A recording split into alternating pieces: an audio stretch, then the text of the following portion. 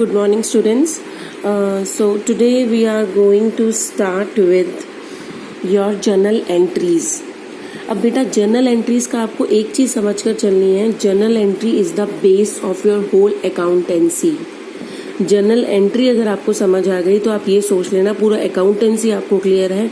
जितनी प्रॉब्लम्स हैं अकाउंट्स में, जितने क्वेश्चंस दे रखे हैं, आप बहुत इजीली सॉल्व उनको कर सकते हो. जितने आप आगे करने वाले हो आपको कोई प्रॉब्लम नहीं आने वाली अगर आपको जर्नल एंट्रीज पता चल गई. अब जर्नल एंट्रीज में भी क्या होता है, जर्नल एंट्री मतलब एक चीज़ को आप डेबिट कर रहे हो, एक चीज़ को आप क्रेडिट कर रहे हो. अब डेबिट और क्रेडिट किसको कब डेबिट करना है और किसको कब क्रेडिट करना है, यही चीज़ समझनी है. This is all about your journal entry. ठीक है. अब इसको भी करने के हमारे दो तरीके होते हैं. एक तो होती है हमारी ट्रेडिशनल अप्रोच, एक होती है हमारी मॉडर्न अप्रोच. ट्रेडिशनल अप्रोच तो पिछले 2 दिन से हम अपना टॉपिक पढ़ रहे हैं जिसमें हमने वो 3 टाइप के अकाउंट पढ़े, जिसमें रियल, पर्सनल और नॉमिनल, और उनके रूल्स पढ़े थे. रियल में debit what comes in, credit what goes out. Personal में debit the receiver, credit the giver. और नॉमिनल में debit all expenses and losses and credit all incomes and gains. ये ऐसे ही टिप्स पे आपको याद होने चाहिए. जो ये रूल्स जिस स्पीड से मैंने बोले हैं उसी स्पीड से आपको याद होने चाहिए. और बेटा अकाउंट्स में मैं बार बार एक ही चीज़ रिपीट करती हूँ, you don't need to cram anything, you don't have to cram anything. जहाँ पे आपने अकाउंटेंसी में क्रैमिंग शुरू कर दी ना तो अकाउंट वहीं पे डूब जाएगा आपका. ठीक है. कुछ क्रैम नहीं करना है. You should know the reason और the logic behind that particular entry, that particular transaction, कि उसको डेबिट क्यों किया और उसको क्रेडिट क्यों किया. वो रीजंस आपको पता होने चाहिए. कभी भी अकाउंट्स में कुछ भी रटना नहीं होता है, रटने का कुछ भी नहीं होता है अकाउंट्स में. एक होती है हमारी मॉडर्न अप्रोच. मॉडर्न अप्रोच जो चलती है वो हमारी चलती है assets is equal to liabilities plus capital, जो हमारी अकाउंटिंग इक्वेशन है उसके बेसिस पे. अब ये 2 तरीके होते हैं हमारे जो हम डबल एंट्री सिस्टम में पढ़ते हैं, कि ये 2 तरीके हैं अकाउंट्स को करने के, अकाउंट्स में जर्नल एंट्रीज को करने के. या तो ट्रेडिशनल अप्रोच या मॉडर्न अप्रोच. यूजुअली जो यूज़ की जाती है वो ट्रेडिशनल अप्रोच यूज़ की जाती है. मैं इसके अलावा आपको एक तीसरी चीज़ और बताने वाली हूँ. आप ये कह सकते हो it is a kind of concept, कि कॉन्सेप्ट क्लैरिटी करने वाली हूँ कि क्यों हम करते हैं किस चीज़ को डेबिट और क्यों हम करते हैं किस चीज़ को क्रेडिट. जर्नल एंट्री बहुत ध्यान से समझना. जहां नहीं समझ में आए मैं बार बार बोलती हूँ, you are most welcome for every kind of query, but do not keep any kind of question और any kind of confusion in your mind. Journal entry हम स्टार्ट करने वाले हैं. अब जर्नल एंट्री में आपको एक चीज समझनी है. देखो, कोई भी ट्रांजेक्शन होगी तो एक को मिलेगा और एक को देना पड़ेगा. मतलब यहाँ पे आपको क्या हो रहा है, रिसीव हो रहा है, और यहाँ पे यू आर गिविंग. ये 2 ही केसेस हो सकते हैं हमारे. जब भी कोई भी ट्रांजैक्शन होगी या तो हम रिसीव करेंगे या हम कुछ देंगे. और इनफैक्ट दोनों ही केसेस होते हैं. एक चीज़ आप दे रहे हो तो दूसरी आपको मिलेगी. गिव एंड टेक ही होता है. कोई भी चीज़ खरीदने जाते हैं कोई फ्री में तो हमें नहीं देगा. बिजनेस के लिए भी आप कुछ भी ले रहे हो, बिजनेस के इनफैक्ट अपनी पर्सनल चीज़ें भी, कुछ भी आप एक स्टेशनरी की शॉप से पेन भी लेने जाते हो, आप एक सिंपल जो आपकी ये स्टोर्स होते हैं वहाँ से एक टॉफ़ी भी लेने जा रहे हो तो उसके लिए भी दैट पर्सन विल चार्ज. अगर वो टॉफ़ी 1 रुपी की है तो of course that person will charge you 1 rupee. तो मतलब क्या है, if you are getting anything then definitely you will have to give something in return. अगर आपको कुछ मिल रहा है तो डेफिनेटली कुछ ना कुछ बदले में आपको देना भी पड़ेगा. मान लो आप पेन लेने गए, पेन आपको मिल गया, स्टेशनरी वाले ने आपको पेन दे दिया. मान लो वो पेन था 10 रुपीज़ का. बदले में भैया कैश भी तो दोगे, रिश्तेदार थोड़ी लगता है जो फ्री में दे देगा, तो कैश भी देना पड़ा आपको 10 रुपीज़ का. मान लो आपने कोई परचेज की, कैंडी परचेज की, तो उस कैंडी को परचेज किया है. अगर वो कैंडी आपकी 1 रुपी की है then also you will have to pay the cash ₹1 to that shopkeeper जिससे आपने परचेज किया है. मतलब क्या हुआ, एक चीज़ अगर मिल रही है तो दूसरी आपके यहाँ से जा भी रही है, आपको देनी भी पड़ रही है. मतलब क्या है, if you are getting pen you have to give cash, if you are getting a candy you have to give cash. ठीक है.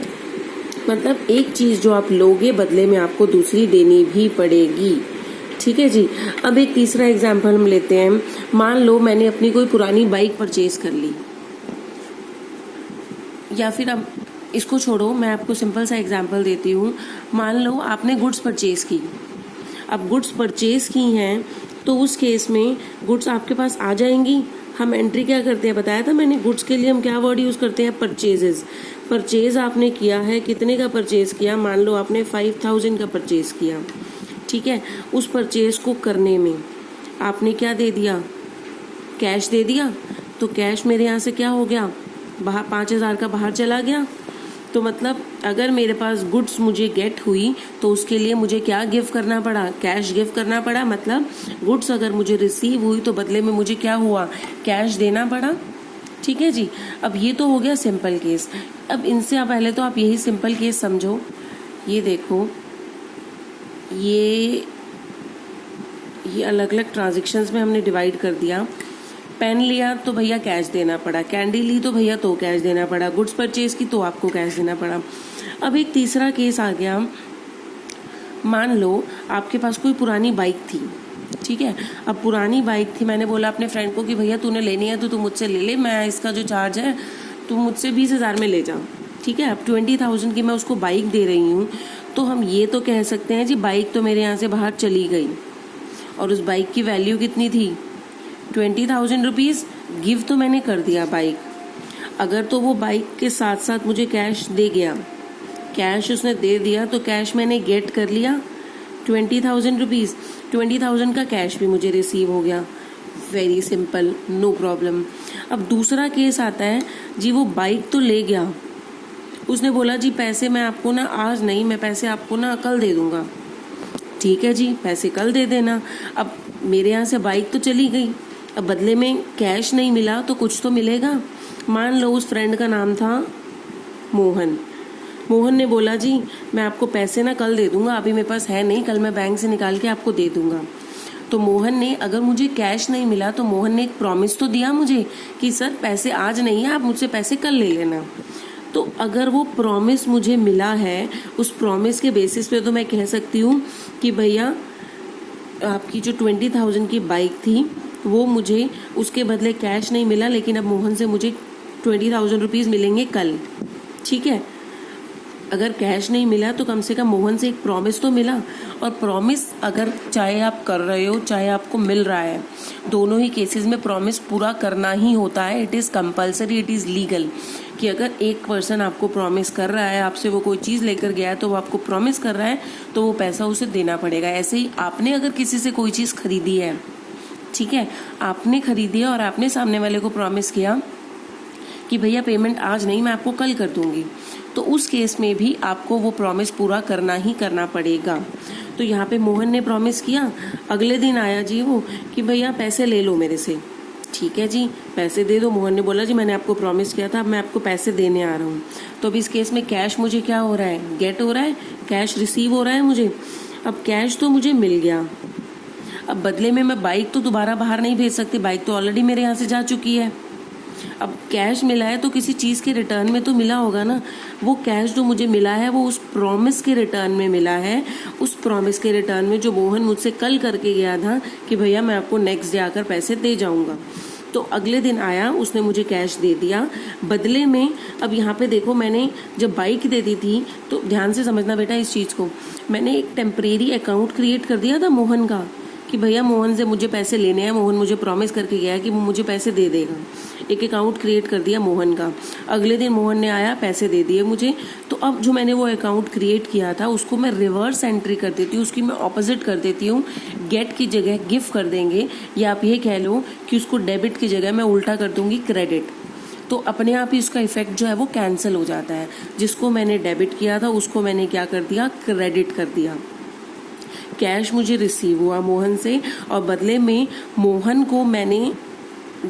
ने जो मुझे प्रॉमिस किया था वो प्रॉमिस अब खत्म हो गया तो भैया उसको कैंसिल कर दो। जिसको आपने डेबिट किया हुआ था उसको आप क्रेडिट कर दो, या जिसको आपने गेट वाली पोजीशन में रखा हुआ था उसको अब आप गिव वाली पोजीशन में कि भैया अब वो चीज़ खत्म हो गई, आपने उसको रिवर्स कर दिया। तो मैं कैश को तो कर दूंगी डेबिट और मोहन को मैं कर दूंगी क्रेडिट कि मोहन ने मुझे जो है वो 20,000 रुपीज़ दे दिए। आगे बेटा ये लास्ट वाली एंट्री बहुत ज़्यादा ज़रूरी थी, नहीं समझ में आया तो वीडियो को दोबारा एक बार रिवर्स करके देखो ज़रूर, ध्यान से समझना। नहीं समझ में आया तो you can ask me, but बहुत अच्छे से आपको समझनी है। अब हम करते हैं आगे केस। अब नेक्स्ट केस है बेटा आपका वही सेम, हम अपना फॉर्मेट बना लेते हैं, गेट एंड गिव। ये आपका रिसीव वाला है और ये आपका गिवन वाला है। अब मान लो आपने गुड्स खरीदी या फिर मान लो आपने क्या किया, फर्नीचर परचेज किया आपने 50,000 रुपीज़ का। अब 50,000 का आपने फर्नीचर परचेज किया है, तो अगर तो वो आपने कैश में परचेज किया होता तो गेट मुझे क्या हो रहा है, फर्नीचर, और गिव में क्या कर देती कैश। लेकिन मैंने कैश में तो परचेज ही नहीं किया। मैंने किससे परचेज किया, मैंने 50,000 का फर्नीचर तो किया, लेकिन कैश मेरे यहाँ से बाहर नहीं गया, तो मैं कैश तो यहाँ पे नहीं लिख सकती। अब कैश नहीं लिख सकती तो उस बंदे को मैंने ये बोल दिया, जी फर्नीचर तो आप मुझे पहुँचा दो, मैं इसकी पेमेंट आपको कल परसों में या 4 दिन में आपको इसकी पेमेंट कर दूंगी। तो अब 4 दिन में मैं पेमेंट कर दूंगी, तो मैंने क्या किया, प्रॉमिस किया उस पर्सन को। किस पर्सन को, मान लो मैंने XYZ डीलर से खरीदा था, XYZ डीलर को मैंने प्रॉमिस कर दिया जी 50,000 का। It is a promise which has to be fulfilled. मैंने प्रॉमिस किया कि भैया पैसे आज नहीं है, मैं आपको 4 दिन बाद इसकी पेमेंट पहुंचा दूंगी। तो XYZ को मैंने डीलर को एक प्रॉमिस दे दिया। तो अगर आपको फर्नीचर गेट हुआ तो आपने गिव क्या किया, एक प्रॉमिस कि भैया इसकी पेमेंट मैं आपको 4 दिन बाद कर दूंगी। ठीक है। अब 4 दिन बाद जब आप उसकी पेमेंट करने लगते हो तो पेमेंट आपने क्या किया, मान लो आप जब कैश पे करने लगे तो आपने बोला कि अभी तो चलो हम पूरे वाला ही करते हैं केस, आपने उसको कैश दे दिया, तो कैश तो मेरे यहाँ से बाहर चला गया, हो गया कैश 50,000 रुपीज़ कैश आपने उसको पेमेंट कर दी 4 दिन बाद। और वो किसको पेमेंट की है, फर्नीचर वाले को। अब फर्नीचर तो ऑलरेडी मैं इन कर चुकी हूँ, बदले में पेमेंट के क्या कैंसिल होगा, इसको हम रिवर्स एंट्री कर देंगे। रिवर्स एंट्री मतलब XYZ डीलर को मैं क्या कर दूंगी, जिसको मैं ऑलरेडी क्रेडिट कर चुकी थी या जिसको मैं ऑलरेडी गिव वाली कंडीशन में रखा हुआ था कि मैंने उसको देना है, वापस मैं उसको कैंसिल कर दूंगी, रिवर्स कर दूंगी, तो उसका इफेक्ट जो है वो खत्म हो जाएगा। बदले में मेरा कैश चला गया, वो प्रॉमिस जो मैंने फुलफिल किया, बदले में मेरा कैश क्या हुआ, चला गया। 50,000 रुपीज़ का वो प्रॉमिस जो है वो अब कैंसिल हो गया, जो ऑलरेडी मैंने किया हुआ था। क्लियर है ये? ओके। अब एक केस हम और देखते हैं, सेम हम बाइक वाला केस लेते हैं। मान लो आपने एक पर्सन को अपनी बाइक सेल की, बाइक तो मेरे यहाँ से चली गई, 20,000 की बाइक थी, उसने बोला जी कैश मैं आपको कल दे दूंगा। ओके जी, आप कैश कल दे देना। मान लो उस पर्सन का नाम था राम ने बोला जी पेमेंट मैं आपको कल कर दूंगा। ठीक है जी राम जी, आप पेमेंट कल कर देना। 20,000 रुपीज़ का आप हमें प्रॉमिस करके जा रहे हो कि आप मुझे कल इसकी पेमेंट कर दोगे। ठीक है जी, रिश्तेदारी है, कोई नहीं जी, या फ्रेंड है आपका, उसने बोल दिया कोई नहीं जी पेमेंट कल ले लेना। ठीक है जी, कोई दिक्कत नहीं, आप पेमेंट कल दे देना।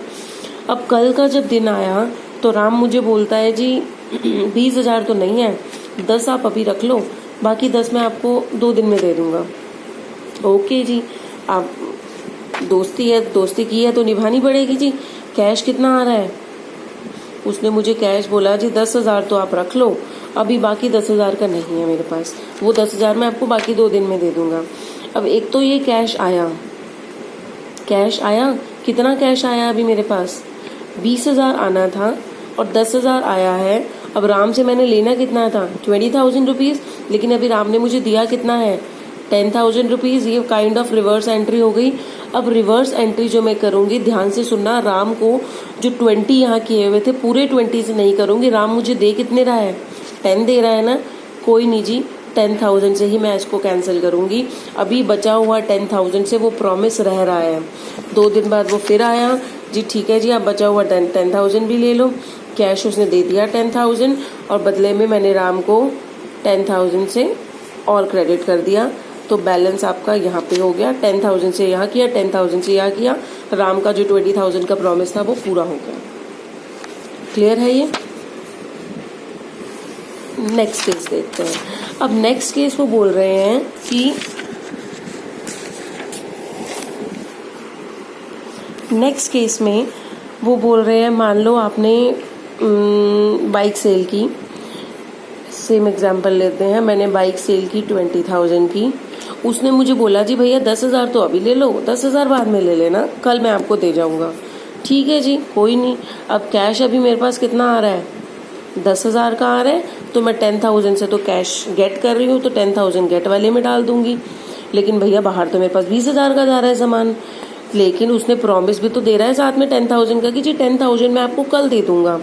और वो राम मुझे 10,000 का प्रॉमिस दे रहा है कि बचे हुए 10,000 आप मुझसे कल ले लेना। तो मैंने यहाँ पे क्या कर दिया, गेट में 10,000 तो कैश गेट हुआ और 10,000 का प्रॉमिस गेट हुआ, और गिव में मैंने बाइक उसको दे दी। ठीक है, अगले दिन राम आया जी पैसे ले लो, पैसे दे रहा है, ठीक है जी, कैश 10,000 मेरे पास आ गया। और बदले में जो राम को मैंने जो प्रॉमिस उस राम ने मुझे किया हुआ था, अब वो प्रॉमिस जो है मैं रिवर्स कर दूंगी, राम को 10,000 से वापस गिव वाली पोजीशन में डाल दूंगी। वो गिव वाली पोजीशन नहीं है, it is simply putting the situation in reverse, कि आपने जो राम को ऑलरेडी इसने मुझे इससे मिलने थे, जो एक प्रॉमिस मिला हुआ था, गेट किया हुआ था मैंने, उस गेट को मैंने कैंसिल करके उल्टी साइड में डाल दिया, तो अपने आप ही वो कैंसिल हो गया। क्यों कैंसिल किया, क्योंकि अब वो प्रॉमिस उसने फुलफिल कर दिया, जो 10,000 उसने मुझे देने थे वो 10,000 उसने मुझे दे दिए। ठीक है, अब मान लो एक कंडीशन ऐसी आती है, आपको कहीं से ये कह लो किसी का फ़ोन गिरा हुआ मिल गया। अब फ़ोन मिला है, फ़ोन तो गेट हुआ है, उस फ़ोन की वैल्यू है 5,000 रुपीज़। फ़ोन तो आपको गेट हो गया और ये तो मिल गया भाई, कहीं से भी मिला हो, मतलब आपको बदले में कुछ देना तो नहीं पड़ा, कुछ नहीं देना पड़ा, तो उस केस में मेरे को तो एक तरह से फ़ायदा हो गया, तो मैं उसको कहाँ डाल दूंगी, प्रॉफिट अकाउंट में। और इसी को ऑपोजिट हम ले लेते हैं, मान लो आपका फ़ोन गुम हो गया। अब वो फ़ोन जो मेरा गुम हुआ है, उस फ़ोन की वैल्यू थी 5,000 रुपीज़। अब 5,000 का फ़ोन तो मेरे यहाँ से चला गया, लेकिन बदले में कुछ आया तो नहीं आया, तो भैया ये तो लॉस हो गया, इसको मैं डाल दूंगी लॉस के अकाउंट में 5,000 रुपीज़। इनकी हम डिटेल में बाद में करेंगे कि प्रॉफिट में आगे किस नाम से डालना है और लॉस में आगे किस नाम से डालना है। फिलहाल सिर्फ आपको ये समझना है कि मतलब अगर फ़ोन आपको रिसीव हुआ है तो बदले में आपको प्रॉफिट वाली एंट्री होगी, फ़ोन आपका गुम हुआ है, बदले में कुछ मिला नहीं, तो वो लॉस वाली एंट्री होगी। आई होप बेटा अगर ये चीज़ समझ में आ जाएगी ना, इस वीडियो को 10 बार समझो, मुझसे 10 बार पूछो, लेकिन ये चीज़ ज़रूर आपने समझनी है, बहुत ध्यान से समझना है इसको। लास्ट है, एक और बता देती हूँ। मान लो सेम केस हम लेते हैं, मेरा फ्रेंड मुझसे बाइक ले गया 20,000 रुपीज़ की, उसने मुझे बोला कि जी मैं बाइक के पैसे आपको महीने बाद दे दूंगा। ठीक है जी, कोई दिक्कत नहीं है, प्रॉमिस करके जा रहा है अगला जी कि 1 महीने बाद मुझे उसकी पेमेंट कर देगा। अब महीना क्या, वो तो 2 महीने हो गए, 3 महीने हो गए, पैसा तो मुझे मिला ही नहीं। अब मैंने पता कराया, वो पर्सन मुझे देने भी नहीं आया। मैंने पता कराया जी राम आजकल है क्या, तो पता चला जी राम तो शहर छोड़कर भाग गया। अब शहर छोड़कर भाग गया तो भाई मेरे अकाउंट में तो वो मुझे प्रॉमिस कर गया हुआ था, मेरी बाइक ले गया था कि जी मैं आपको प्रॉमिस कर रहा हूँ, मैं आपको महीने में पेमेंट कर दूंगा। अब मेरे को तो ये नुकसान हो गया। अब नुकसान हो गया तो पैसा तो वो मिलना नहीं, वो प्रॉमिस तो एनी हाउ खत्म ही हो गया, क्योंकि वो बंदा ही भाग गया, तो भैया प्रॉमिस कौन फुलफिल करेगा। तो उस प्रॉमिस को तो मैं क्या कर दूंगी, रिवर्स, राम को मैं वापस रिवर्स कर दूंगी 20,000 से, कि भैया प्रॉमिस तो वो पूरा होना नहीं, और बदले में साथ में क्या हो जाएगा, लॉस को मैं 20,000 में डाल दूंगी। भैया मुझे तो लॉस गेट हुआ है, 20,000 का जो प्रॉमिस था वो तो अब खत्म ही हो गया, क्योंकि बंदा ही नहीं है, बदले में मुझे क्या रिसीव हुआ, लॉस। ठीक है बेटा, ये आपने बहुत ध्यान से समझनी है, नहीं समझ में आती है आई एम अगेन रिपीटिंग। इसके बाद मैं आपको जर्नल एंट्रीज करना स्टार्ट कराऊंगी। अब तक जो हमने रूल्स किए थे वो रूल्स अच्छे से लर्न कर लो, और साथ में ये जो लॉजिक्स मैंने आपको बताए हैं गेट और गिव वाले, ये अच्छे से क्लियर कर लो कि एक चीज़ अगर डेबिट होगी तो दूसरी क्रेडिट होगी ही होगी। बदले में चाहे आपको कुछ, अगर आपको कैश भी रिसीव नहीं हो रहा है, कैश नहीं रिसीव हो रहा है, तो बदले में एटलीस्ट प्रॉमिस तो रिसीव हो रहा है, कुछ तो गेट हो रहा है ना। अगर एक चीज़ आप गिव कर रहे हो तो कुछ तो गेट हो रहा है, एक प्रॉमिस आपको गेट हो रहा होता है। तो गेट एंड गिव वाले सिचुएशन की एक चीज़ अगर डेबिट होगी तो दूसरी क्रेडिट होगी, एक अगर क्रेडिट कर रहे हो तो दूसरा डेबिट में कुछ ना कुछ जाएगा ही जाएगा, और हमेशा इक्वल वैल्यू से जाएगा। जितना आपका गेट कर रहे हो बदले में गिव भी उतना होगा। अगर मैं गेट कर रही हूँ मान लो 20,000 की कोई फर्नीचर परचेज किया, वो मुझे गेट हुआ बदले में प्रॉमिस तो मैंने 50,000 का ही गिव करूंगी। अगर मैं 50 का फर्नीचर परचेज किया है तो 50 का ही प्रॉमिस गिव करूंगी। ऐसा नहीं है प्रॉमिस में मैं बोल रही हूँ जी भाई साहब आपको 30,000 दे दूंगी, ऐसा नहीं होगा। फर्नीचर अगर मैं गेट कर रही हूँ 50 का तो मैं बदले में 50 का ही प्रॉमिस गिव करूंगी। जितने का आप डेबिट करोगे उतने से ही आप उसको क्रेडिट करोगे। ये चीज़ समझो, कल मैं आपको इसकी जर्नल एंट्री कराऊंगी।